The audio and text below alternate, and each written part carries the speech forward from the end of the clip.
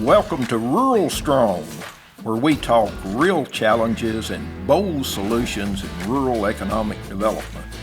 I'm your host, Joe Barker. Let's get into it.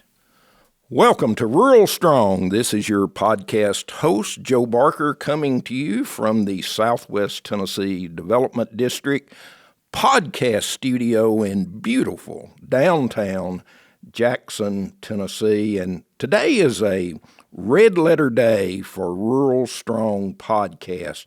You know, over the last several weeks, we've had both Becky McCray and Deb Brown individually as guests on the podcast, and the response was great. So after we did that, Becky and Deb and myself got together and discussed, you know, wouldn't it be neat if we could have this podcast with both of them on a more regular basis and maybe get more in depth on particular subjects that are of interest, I hope, to all of our small towns and rural communities.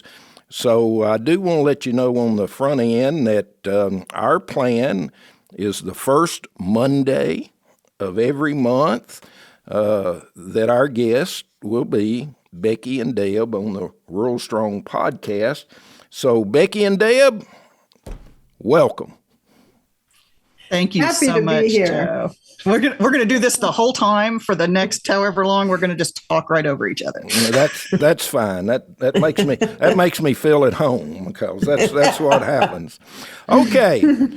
Collectively, we have decided that our subject today will be innovative rural business models, and I think we all agree that one of the great challenges we have in rural communities is startup businesses, creating jobs, and you know, it's been my experience that in those rural communities, it's the citizens that live there, or those citizens that have a connection to that community, that are usually the ones that have, number one, the innovative ideals, and number two, they want to start a business in their hometown.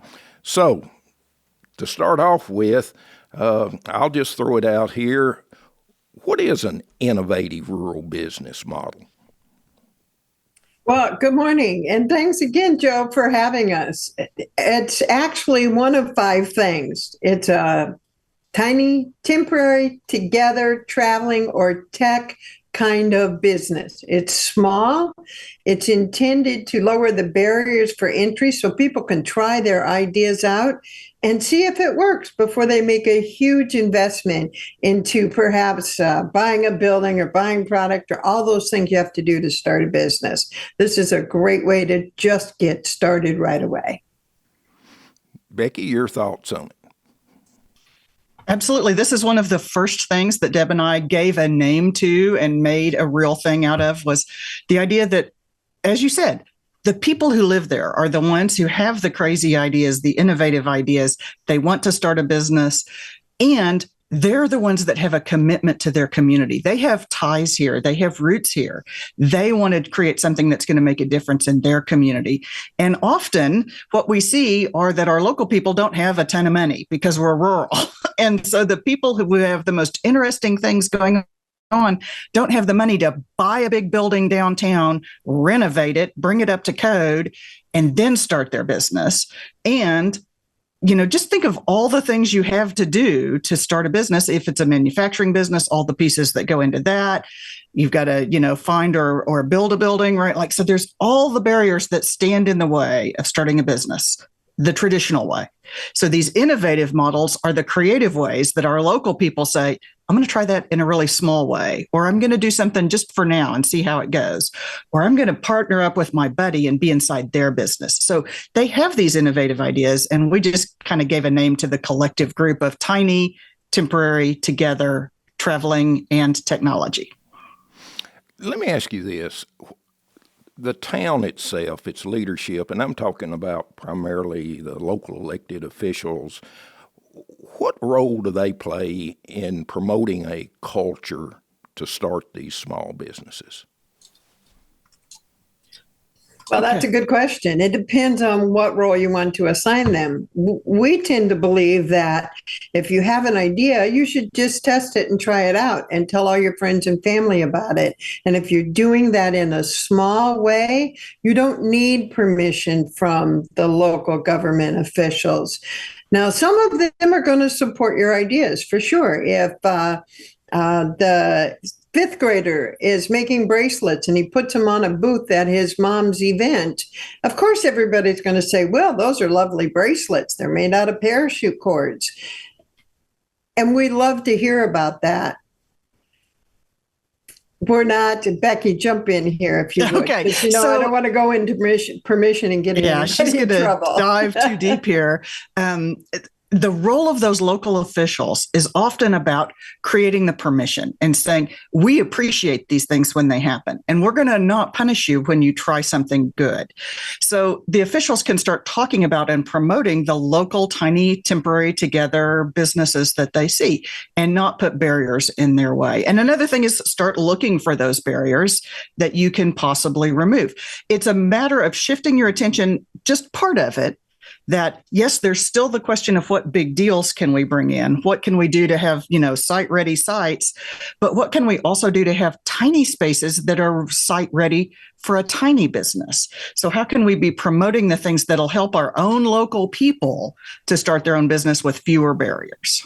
And I guess the tiny business lowers the risk for both the entrepreneur and the town. As I go around and speak to different groups, I love when they celebrate small successes. And what's your thoughts on maybe the biggest misconception about starting a tiny business in their community?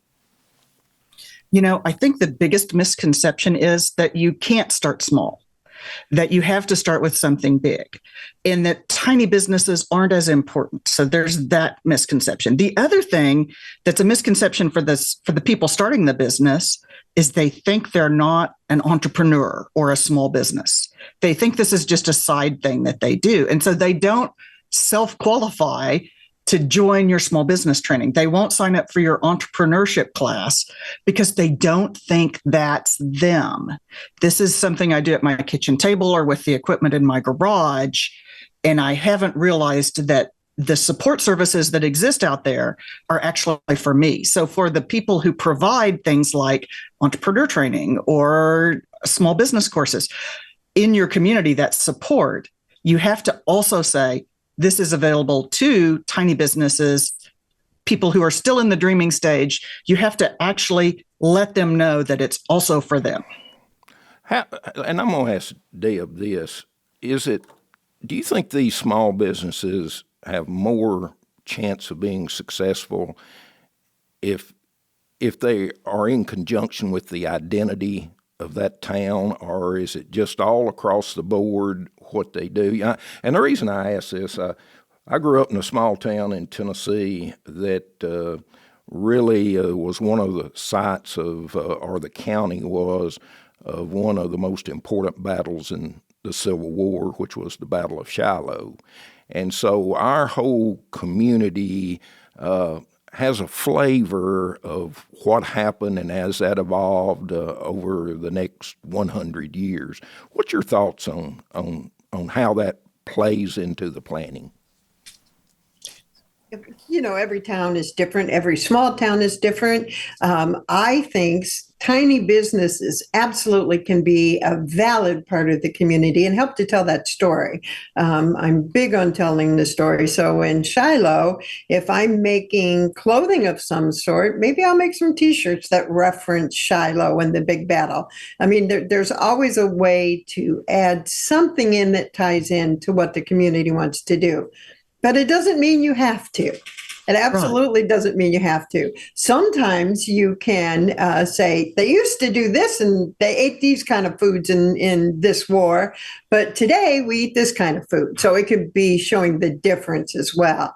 Well, Deb, some of your Kentucky stories were really tied to that local culture, like the pop-ups that they did. And they started that little pop-up thing was it McKee, Kentucky? McKee, Kentucky. Yes, definitely. So, that was so much fun. So McKee is tiny, 500 people, and they had an empty lot, Joe, and they had a group of artists in the community, but they weren't quite sure they were really artists because they were crocheting blankets and they were making cute little pieces of art that they put in vending machines that you could put a buck in and get that piece of art out.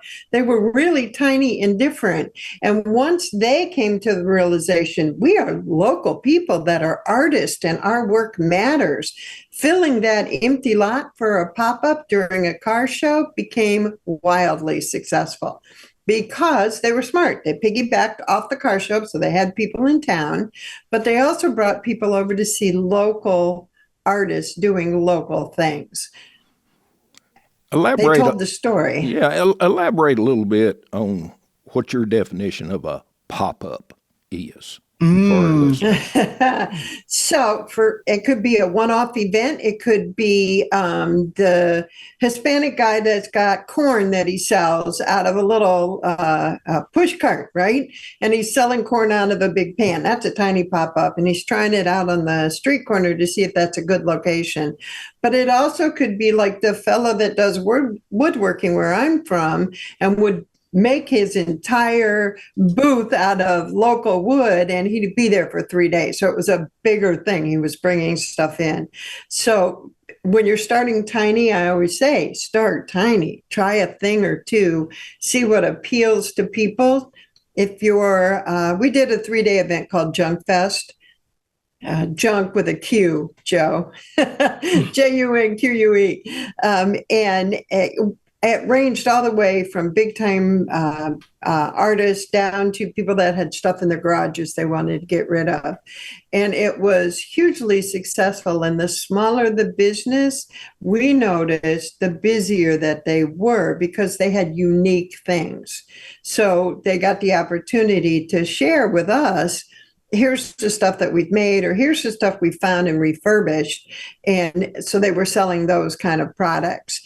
To me, that was a 3-day pop-up, okay, with, I don't know, Becky, 40, 50 vendors. There were a lot of people in the park that day. Yeah. All the way, if you've got an event in town, say you already have an event going on, add a row of 10 spaces that you can put some local folks that have stuff to sell along the sidewalk in front of some of the closed businesses or empty buildings. Try it out. See what works. Okay, and Becky, we go from pop-ups, and I know both of y'all have had experience with incubators, and maybe contrast the pop-up with the business incubator. Right. So the business incubator can be temporary businesses that are in there for a limited time. But the thing that qualifies an official incubator are those additional support services that are going to help nurture those little tiny baby chicks of businesses so that they can incubate and grow bigger. And those support services, it can be, you can like join the formal incubator associations and provide the kind of, like they have standards for what exactly constitutes an incubator. And it can also be informal. Deb actually helped organize an informal incubator in Webster City, Iowa, which has a population of around 8,000 people. This was part of their tour of empty buildings. And that incubator was simply a building owner who offered reduced rent. And then Deb, as the chamber director, offered some services with marketing, and they connected with, I think, the SBDC for business plan help. And so they were providing additional services. So even though it was still informal, it was an incubator. So you can go all the way from a formal incubator with the standards and all of the wraparound kind of services that are provided. You can do something informal like Deb did. And then you get all the way down to just a pop-up. That may be anybody's temporary business. And it just happens either at an event, or they're doing something alongside the road, or they're popping up inside another store. It's just temporary without those additional services. So the difference between the pop-up and the incubator is what kind of services they're getting to support them. And when you look at incubators and say we've got a small town that's considering developing a business incubator, what's the I guess, normal length of time that they allow a business to be in that incubator before they see them graduate out to their own brick and mortar or whatever it might be? Now, normally what I've heard is like 1 year to 2 years that they'll allow, depending on what kind of incubator it is and what they're trying to accomplish. And I've heard from other incubators that like AceNet runs one in, I want to say they're in Ohio, and they don't actually force anybody out because they find that businesses grow to a certain level and then they're ready to move out, but they don't force anybody out because they see that as a part of the services that they're trying to make sure that they're providing the support that their local businesses need. So depending on the size of your town and how many people you have, if you don't need to turn that space over, if you're not required to turn that space over because you have too much demand, then maybe you don't necessarily need to push people out. So I would say that in the idea friendly method, we would say, try something and see how well that works for your community, because all our communities, again, are different. And so your needs will not be the same as somebody else's needs. And I just want to piggyback on top of that, Joe. It's okay if it doesn't work out. We definitely want to say if you're coming in to incubate a business or try it, if it doesn't work out, that's fine too, because failure is part of the learning process. And if you're taking smaller steps, it's not really failure, is it? It's just a learning opportunity. Well, we're doing well, because what I was about to say was, don't be afraid of failure, and because it's part of the process. It is absolutely part of the process. And when I ran for my first political office, I lost. And then I never lost another election after that. And I told folks I learned more in the loss about myself than I did in any victory I had. So it is a learning experience. Okay, here's what I really want to talk about. Both of you ladies have great experience in small communities and watching some really neat, successful stories develop. So let's talk a little bit about maybe some communities that you're aware of. You may have been involved directly with them, about some success stories of how this started and how it ended up. Deb, why don't you tell them about the kids in Miller? The kids in Miller. So they heard us talking about a town called Tionesta, Pennsylvania, and we'll talk about that here in a minute. And it was a community that brought garden sheds in and turned them into businesses, right? So the kids in Miller, South Dakota, said, well, we want to try that at a pop-up event in the month of December. So, they're high school kids and they're not afraid of anything. They went to the edge of town to the guy that sells the garden sheds and said, would you bring 4 of those sheds downtown for the month? And you can sell your fire pits too. So have those running, because he sold fire pits. And they had 4 businesses go in and try their business ideas out. And it was brilliant. They had a great time. People came and got to experience new businesses. A couple of those went on to become registered licensed businesses in the community, which is always a good thing. And the only thing that really failed was it's really cold in South Dakota in December. So they changed it to Christmas in July, is what I heard. So they weren't afraid to try anything. They weren't afraid to talk to anybody. They heard the shed story and figured, hey, that's a win for the shed guy and a win for us. So I loved their enthusiasm and their willingness to try. We could all learn those kind of lessons as well. That's a fun story that's easy enough to replicate. And Becky's going to talk about Tionesta, I think, because you have to hear this story. It's just brilliant. So Tionesta, we were not involved in, but it is a great story because this town of 500 people that's hemmed in by foothills on one side and a river on another and national forest on one side. So like, this is not a town that's going to grow anytime soon. And they had they have 3 blocks of their downtown and one full block, one side of one block burned down. And they lost 3 active businesses that way. Their industrial development authority spent 10 years trying to find a builder who would put buildings back, who would redevelop that block for them. And they got told no by every developer, I think, in a 3-state area. And what they ended up doing is they ended up getting a very small grant of about $50,000. They fixed up the lot. They put these garden sheds on it and turned it into that tiny business incubator. So people locate their businesses in these little bitty sheds that just have electricity. So they're there during summer, mostly, sometimes into the fall, depending on weather. So local artists and crafters were some of their first people. Like there's somebody selling garden decor. And then the guy that sells Amish foods was in there. The woman that made doll clothes went in. And so there was a pottery group, so these local businesses were some of the first ones. Last time we were there, they had a barbecue place. The guy that makes fishing lures, the bakery from the next town over started bringing baked goods to sell.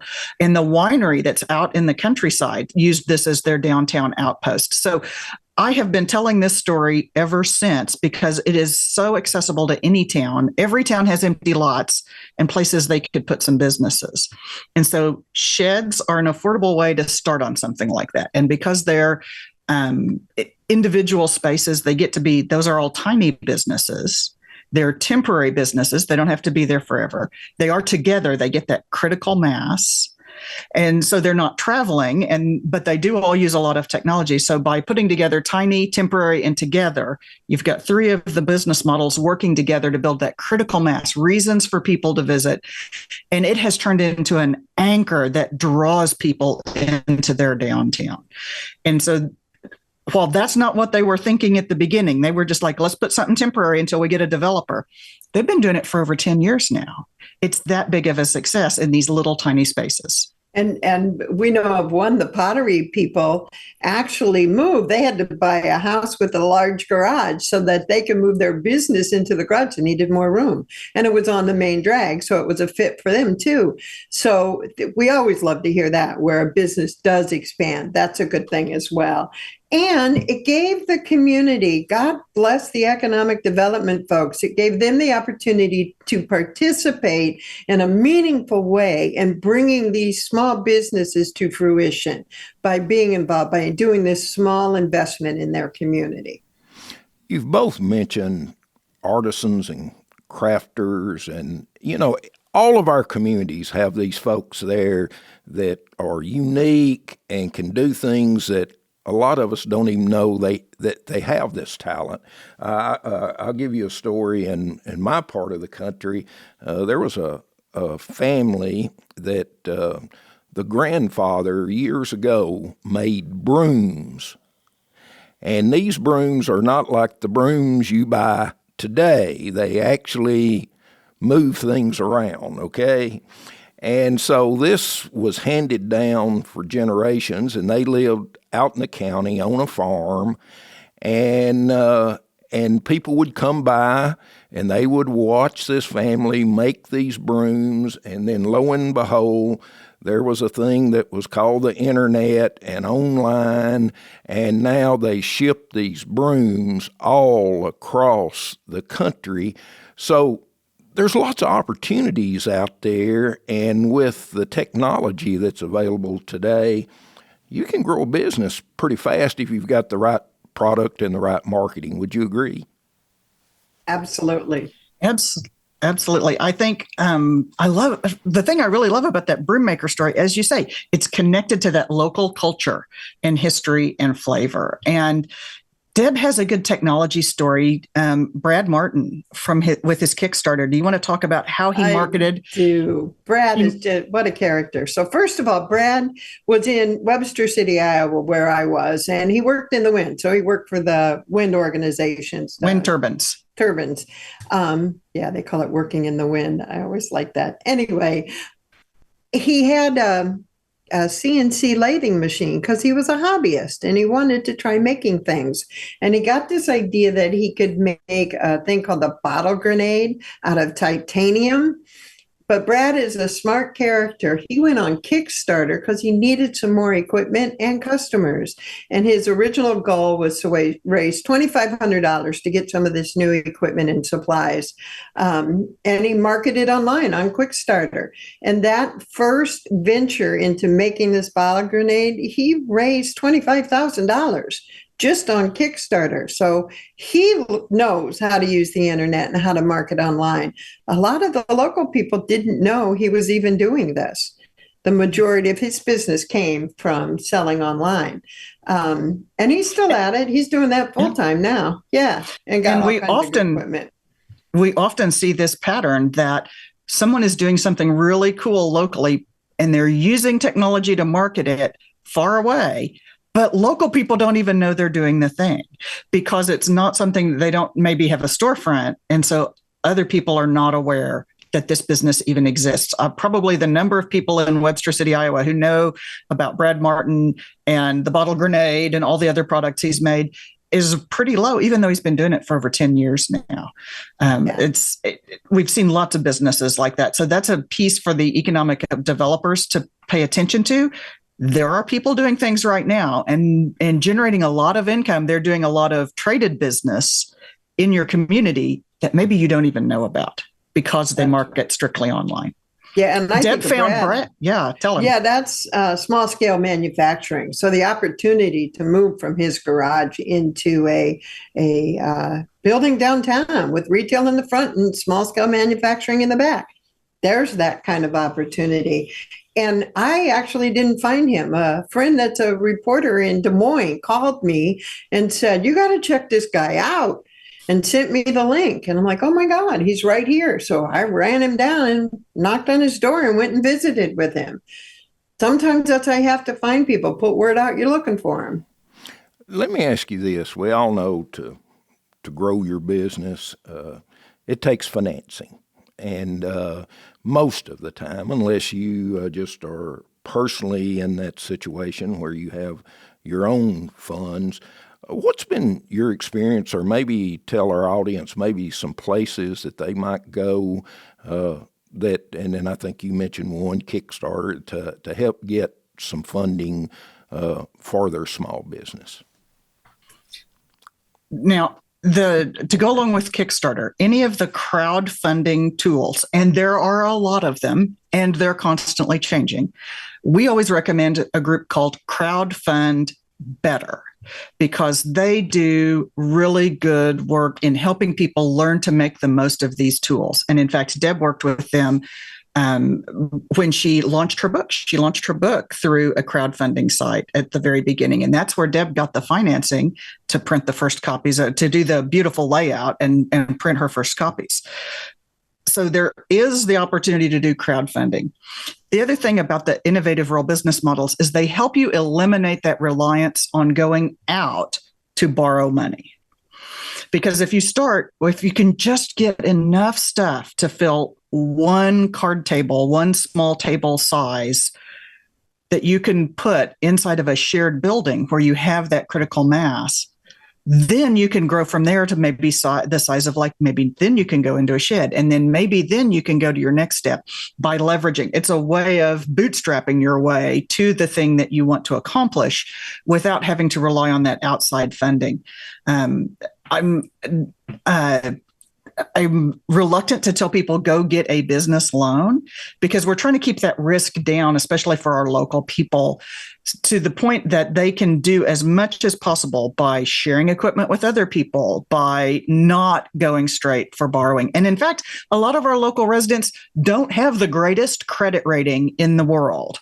And so if you don't have perfect credit, then bank funding or even guaranteed bank funding turns into a much bigger deal. If, like many people living in native areas, you don't have title to land, so you cannot like put your house up for mortgage, you can't qualify for a bank loan there either. So there are, and then we get into cultural reasons for people not wanting to borrow. I'm sitting in a house my grandparents built, and it sat for a year in tar paper because my granddad would not mortgage this house to buy the bricks. And the house is still in the family today because he never mortgaged it. So we have a strong cultural feeling of not wanting to borrow. So we have to work with those cultural elements within people who want to start businesses so that we can help them stay true to who they are and still have a business success. And doing things in small steps really helps them to step their way up to those successes without doing something that either they're not in a great position to do or they have reasons they don't want to do it. Well, and let me throw in here too, in a small rural community, if you have a community bank, a small bank, or a credit union, you know your bankers, you bank there, you know them. So instead of asking for money up front, go visit with your local banker and say, I want to tell you what I'm doing. I started this little business, tracking my sales and stuff. I just wanted to let you know that maybe down the road I might need your help. But start to share the things that you're doing. So first of all, they can come shop from you. First of all, they can spread the word to their friends and family, but they can also help you if you do need some help rebuilding your credit. They have programming that can teach you how to do that sort of thing. So don't go asking for money. Just share what it is that you're doing. That's a good way to start too. And in the just a couple of minutes we've got left, how do you think that these entrepreneurs or the community in general measure success in what they've done? Is it jobs created? Is it bringing attention to their community? What's your thoughts on how do you, where the council sits down and they've supported this and they can say this has been a success? That's a really good question because so many people have to go back to a board or a council to measure success. It's so easy to say we cut the ribbon on the new factory and we're expecting 200 jobs, or we're expecting 20 jobs, or we're expecting 2 jobs. And so if we go back to the story of Tionesta, one of the ways that they have considered the success of it was at first they thought it was going to be when they attracted a developer. That was their first thought of how they were going to measure success, because they specifically thought if they want to develop the lot, we'll move the shed somewhere else. Well, no developer has showed up for 10 years, and they realized that wasn't the real measure of success. It was the number of people who started a business, who grew to another space in the community. And then they had some of these things that are harder to measure, but matter just as much. People who owned buildings across the street fixed up their buildings because the sheds were so cute. They put little false fronts on them so they looked like little tiny downtown businesses. What's the economic value of people cleaning up and improving the facade of their existing building? Well, the Economic Development Group was able to see that had value as well. Some of those existing businesses across the street extended their shopping hours into the evening when more people are available to shop because the sheds were open later into the evening. What's the economic value of that? And so they had to get better at telling the story of why does this matter. To borrow a phrase that I got from Elena Turpin, who used to be with the State and Sublimity Chamber of Commerce, she said, we spend more time telling people how we make a difference in the community. So it may not be measuring the number of jobs. It may be about how many lives we're changing and how this improves the quality of life for the community. A lot of economic development organizations have started paying more attention to the quality of life for the community and the amenities that residents can take advantage of, and not just can we attract another business, but what are we doing for people's lives? And so there is a story of Rose Ellis. And while she was in the big town of Grand Rapids, Michigan, she had a tiny business that was in one of these shared kind of spaces where they had divided up a building into little tiny retail Rose is an artist. She was working in a giant loft. She couldn't afford it and had to let go of that. She ended up with one wall in the entryway to this shared retail space. She said in a newspaper interview, she said, "You couldn't get me out of here with a crowbar. It is the best business plan I never thought of. It has turned my life around." And in a small town, especially, turning around one person's life with a business they can succeed at is much more valuable than cutting the ribbon on another manufacturer that's going to pull out in 5 years when their tax abatement is over. So it's about measuring the stories, telling the stories so that people can see how it makes a bigger difference in their community than only focusing on the big wins. Think of those 11 people in those 11 garden sheds and how their lives have changed. One has had cancer. I know that she's making enough money to help pay for the things she needs to pay for. That's huge. People are able to put more food on their table. Artists are getting the opportunity to showcase their work, and that changes their quality of life, where they actually get to do the things they love to do.